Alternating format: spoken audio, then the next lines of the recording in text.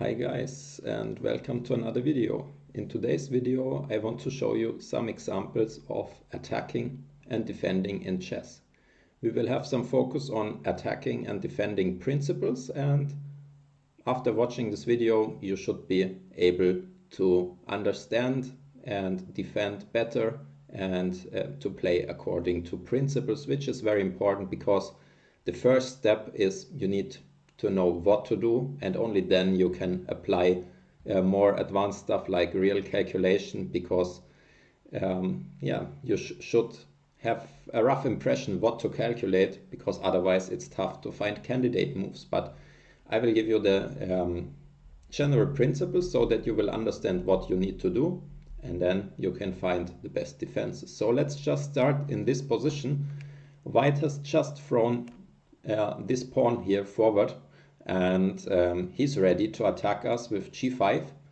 And yeah, I'm sure some people would be really frightened here, because the attack looks very, very fast. And if you want to challenge yourself, stop here for a while and try to think about the position, try to think about how would you defend as black, and yeah, give your estimation.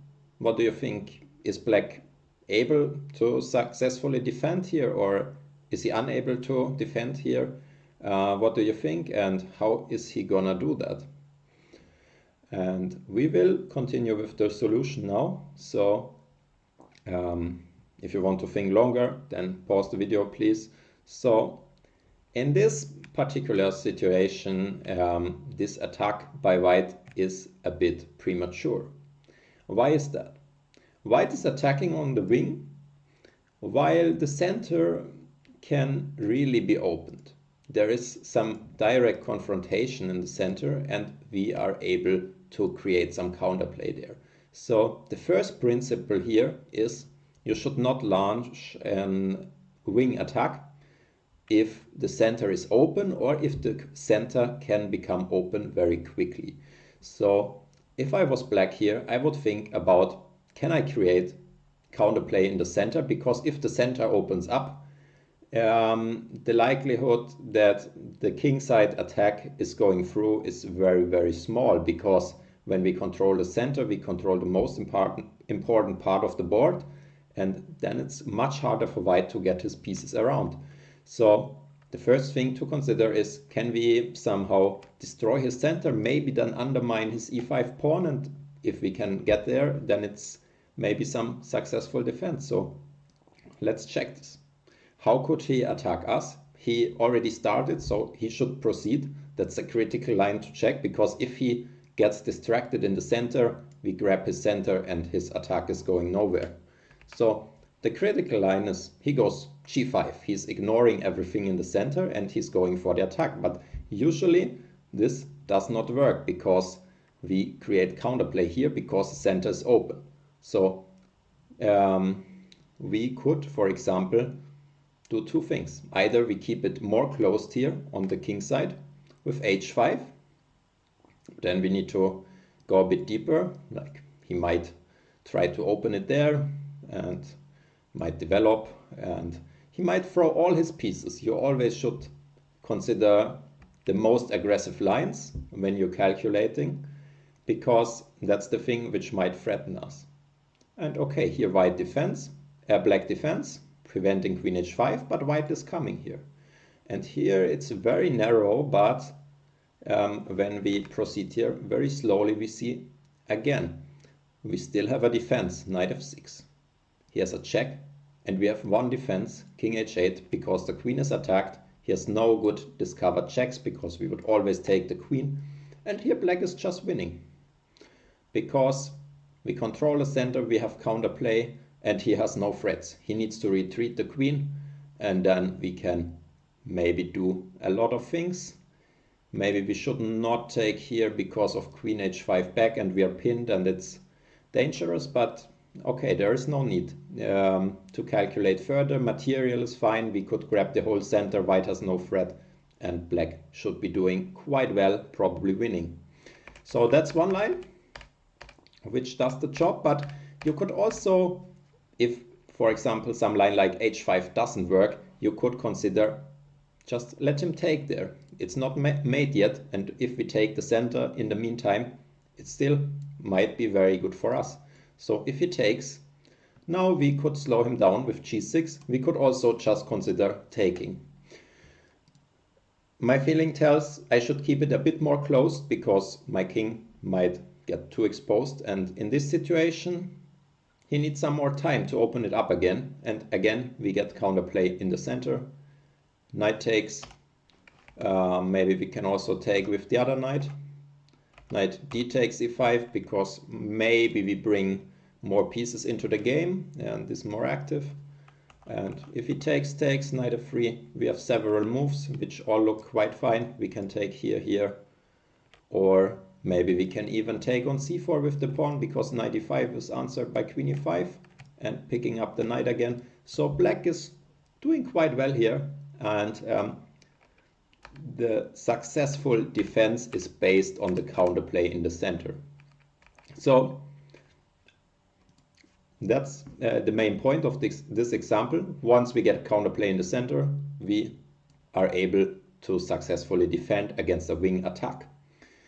So just to illustrate, I will give you some example what happens if we don't try to break the center with d4 and e5, but instead just play some random moves.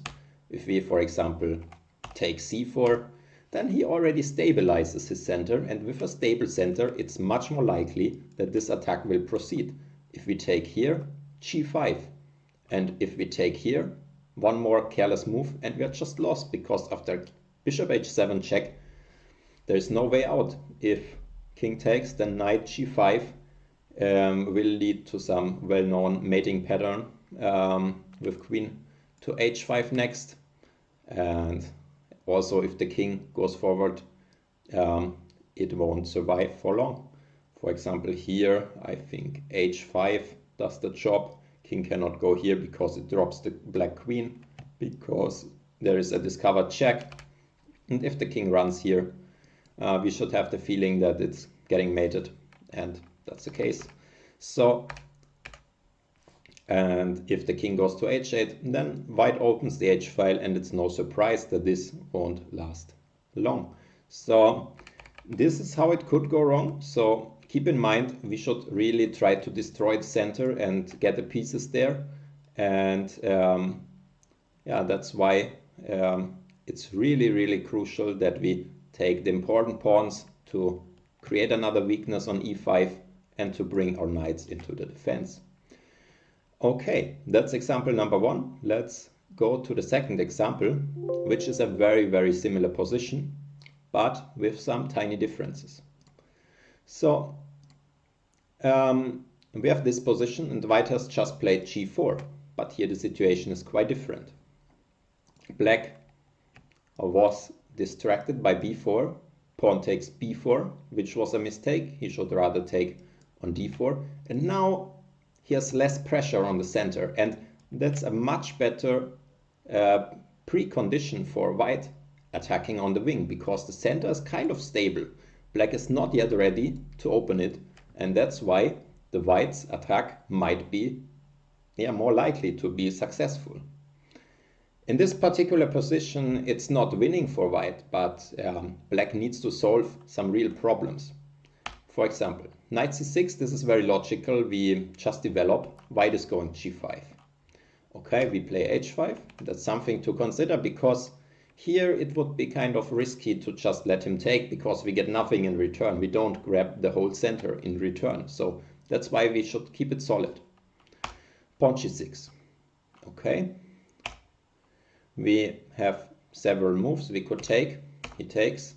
And now black needs to be really accurate. And if you want to challenge yourself again, then you should stop here and think about black's defense. It's not easy, but there is some defense, and it's very instructive, and it's very much according to the principles we have discussed before. So we continue with the solution, which is not b takes a3. After b takes a3, white can just implement his plan, which is knight g5. If we take, he takes, and Here his attack is rolling, we cannot take because rook h5 wins the queen, and here again rook h5 is the threat, and now he brings all the pieces and black is just hopelessly lost. So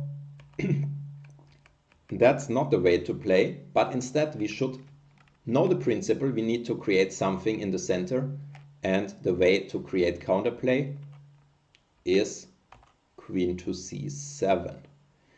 We will discuss this in a moment because it's also possible to start with queen c7, and after knight g5 takes h, we reach basically the same position, and the key point is we're ready to counter sacrifice and create counterplay. And it's important to start with this knight in order to answer queen h5 with knight f6, which would not be possible if we start the other way around.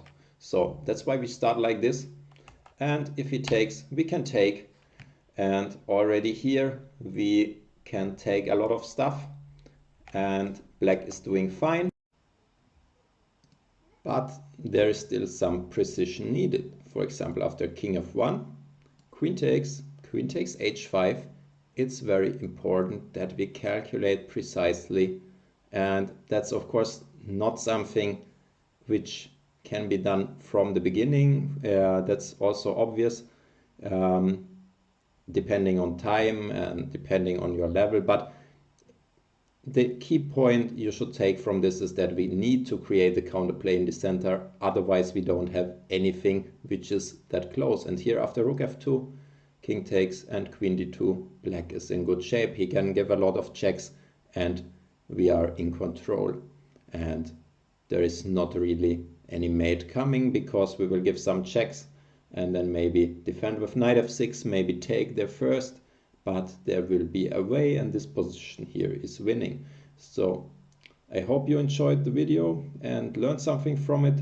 If so, please give a like and subscribe to the channel, and I hope to see you next time. Goodbye.